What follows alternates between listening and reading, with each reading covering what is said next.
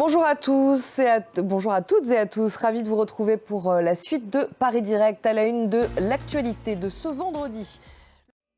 Le 29e sommet de la coopération économique pour l'Asie-Pacifique a débuté à Bangkok. 21 chefs d'État de la région sont présents.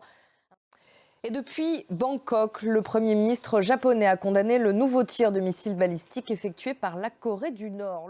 Bonjour Constantin, la Corée du Nord avait promis une riposte féroce au renforcement de l'alliance entre Washington, Séoul et Tokyo. Elle est en train de mettre ses menaces à exécution. Une réunion d'urgence doit avoir lieu à l'APEC. Apparemment, ça n'a pas été encore confirmé entre Washington, 5 pays et également le Japon. Est-ce que le Japon, d'ailleurs, a lui donné plus de détails sur ce qui s'est passé et sur ce dernier tir ? Merci Constantin pour toutes ces informations. Vous étiez en direct de Bangkok.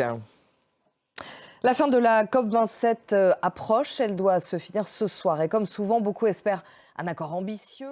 Merci beaucoup Marina depuis Sharm el-Sheikh. On prend la direction des États-Unis à présent où Nancy Pelosi passe la main. Je veux laisser la place à une nouvelle génération, a-t-elle expliqué. L'Ukraine a encore été la cible de très nombreuses frappes russes hier à Dnipro ou encore à Odessa. Dans le sud, plusieurs infrastructures énergétiques ont été visées. 10 millions de personnes sont actuellement sans électricité, selon Volodymyr Zelensky, alors que les premières neiges apparaissent dans le pays. À Kherson, libéré depuis un peu plus d'une semaine des mains des Russes, mais aussi dans la région, les découvertes de cas de torture se multiplient.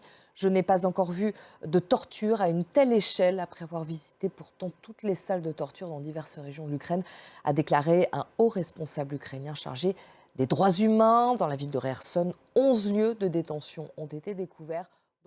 Le Royaume-Uni est entré dans une nouvelle ère d'austérité, hausse d'impôts, coupe dans la dépense publique. Le nouveau budget pour redresser les finances du pays a été présenté hier. L'objectif est aussi de lutter contre l'inflation qui atteint 11,1%. De nombreux ménages ne s'en sortent plus dans les supermarchés. Les vols de nourriture se multiplient.